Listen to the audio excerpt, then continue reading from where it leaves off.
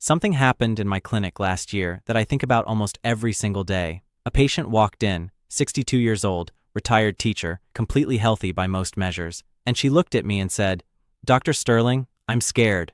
My mother had cancer. My aunt had cancer. Am I just waiting for my turn?"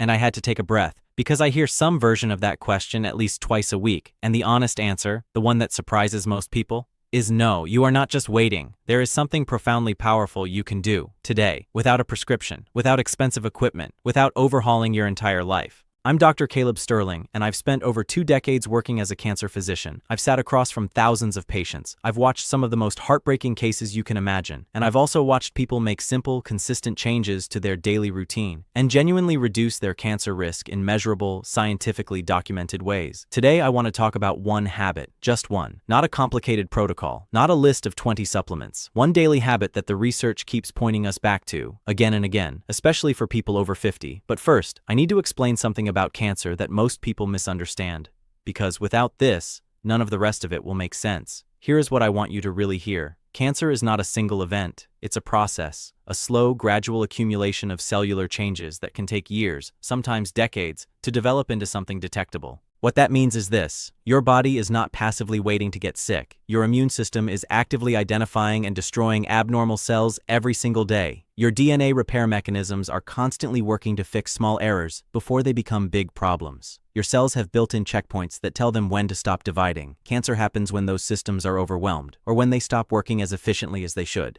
And here is the part that matters for you. Those systems, your immune surveillance, your DNA repair, your cellular checkpoints, they are profoundly influenced by the choices you make daily, especially after the age of 50.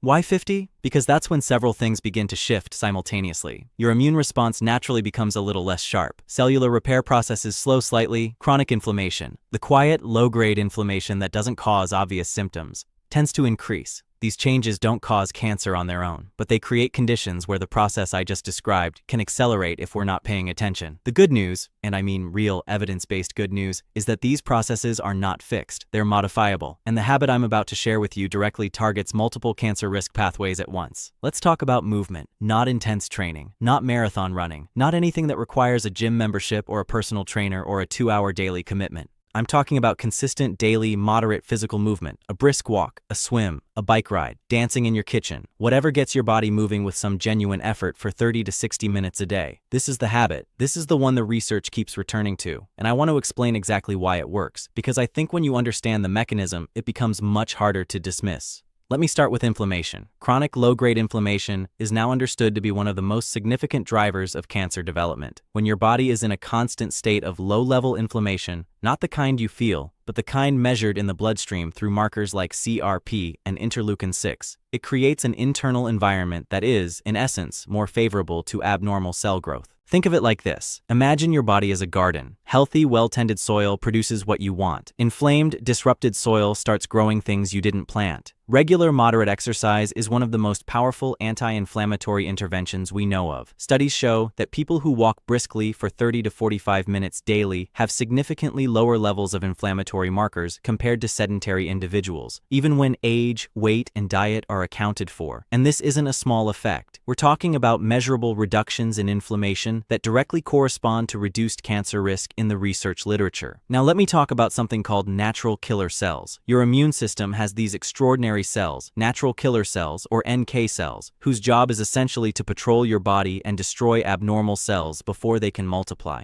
Think of them as your internal security force. Here's what decades of research has consistently found. Regular physical activity significantly increases both the number and the activity level of natural killer cells in your body. A 2019 analysis published in the British Journal of Cancer looked at physical activity data from over 750,000 participants and found that people who were regularly physically active had meaningfully lower risks of developing 13 different types of cancer, including colon cancer, breast cancer, endometrial cancer, kidney cancer, and several others. 13 types, from one habit. That number stopped me the first time I read it, and it still does. The researchers noted that even after adjusting for weight, because many people assume it's just about losing body fat, the protective effect remained significant, meaning exercise itself, independent of weight loss, appears to reduce cancer risk.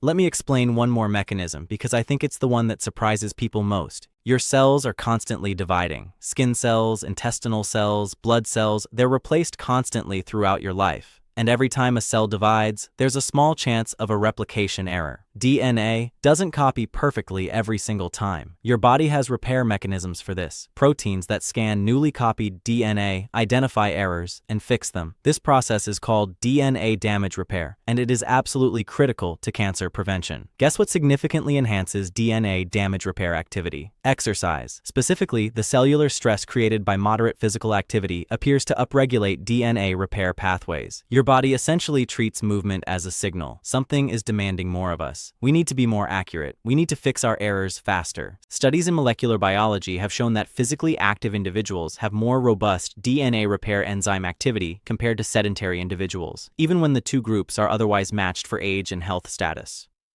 Your daily walk is not just burning calories. It is literally helping your body do better molecular quality control. Now, I want to address something I hear often from patients over 50.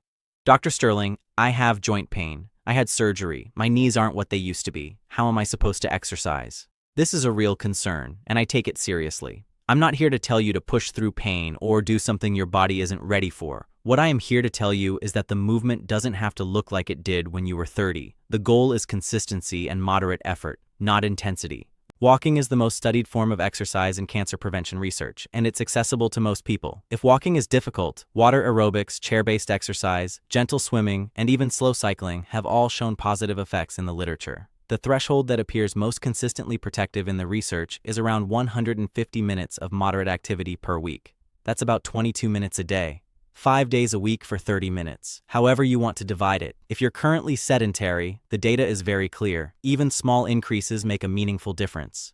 Going from no activity to 10 minutes a day produces measurable changes in inflammatory markers and immune function. You don't have to start at the top, you just have to start. I also want to talk about timing, because this is an area where the newer research is fascinating. There is growing evidence that exercising in the morning, specifically within a few hours of waking, may offer additional benefits related to something called cortisol rhythm. Cortisol is your primary stress hormone. In a healthy pattern, cortisol is highest in the early morning and gradually drops throughout the day. This rhythm influences inflammation, immune function, and cellular repair. When we live in ways that disrupt this rhythm, irregular sleep, chronic stress, sedentary days followed by intense evening activity, the hormonal environment in our bodies becomes less favorable for cellular protection. Morning movement appears to help anchor this cortisol rhythm, supporting healthier hormonal patterns throughout the day. I'm not telling you that evening exercise is harmful. It isn't. If evening is the only time that works for you, please exercise in the evening. Consistency matters far more than timing. But if you have flexibility in your schedule, a morning walk, even a 20-minute one, may offer a small additional benefit. Now let me talk about what I call the compounding effect, because I think this is where people underestimate the power of what they're doing. When patients ask me, is this really going to matter?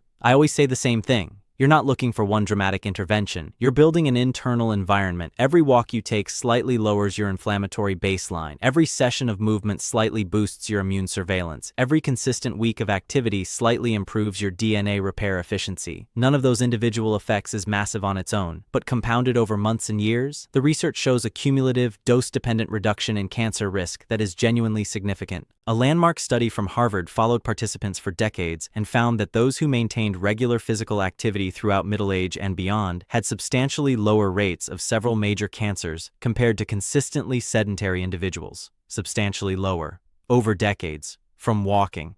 Let me give you something practical before we close. Here is what I tell my own patients. The realistic, doable version. Start where you are. If you're currently inactive, begin with a 10-minute walk after your largest meal of the day. That's it. Just 10 minutes. Do it for 2 weeks. Let your body adjust. Let it become a habit rather than a chore. After 2 weeks, add 5 minutes. Then 5 more. Work your way toward 25 to 30 minutes at a pace that feels somewhat effortful. Not painful, not leisurely, but like your body is genuinely working. Aim to do this most days of the week. 5 days is excellent, 7 is wonderful, 3 is still far better than 0. Add resistance somewhere. This doesn't mean lifting heavy weights, bodyweight squats, resistance bands, carrying groceries with intention, climbing stairs instead of taking the elevator. Your muscle tissue is an active endocrine organ. It releases molecules called myokines during contraction that have direct anti-inflammatory and immune-supporting effects. The more muscle mass you maintain as you age, the more of these protective molecules you produce. Go outside when you can. This isn't just about sunlight and vitamin D, though both matter. Research on green space and stress reduction suggests that outdoor exercise may produce greater reductions in stress hormones than indoor exercise. Lower chronic stress means lower chronic cortisol means lower chronic inflammation. It all connects.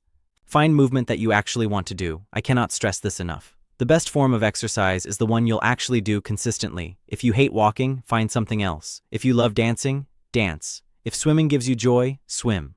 The research doesn't show that one specific form of exercise is dramatically superior to all others for cancer prevention. Consistency and moderate effort are the variables that matter. I want to close with something I told that patient, the retired teacher who was scared she was just waiting. I said to her, "The single most empowering thing I can offer you is not a test or a scan or a pill. It's the knowledge that you have real, meaningful influence over your internal environment. Your body is not just happening to you. You are actively shaping it every single day with your choices." The research on exercise and cancer prevention is among the most robust and replicated in all of preventive medicine. This isn't fringe science. This isn't wishful thinking. This is the best evidence we have, accumulated over decades, pointing to the same conclusion. Move your body consistently, moderately, daily. After 50, your biology shifts, but it doesn't stop responding to what you do. If anything, consistent daily movement becomes more important and more impactful the older you get. You have more power here than the fear would have you believe. Start with 10 minutes today. Build from there. Your cells are listening. If this video helped you, I'd ask you to do 3 things. Share it with someone over 50 who needs to hear this message, subscribe so you don't miss what's coming next, and leave a comment below telling me, what does your movement routine look like right now? I read every single one. I'll see you in the next video.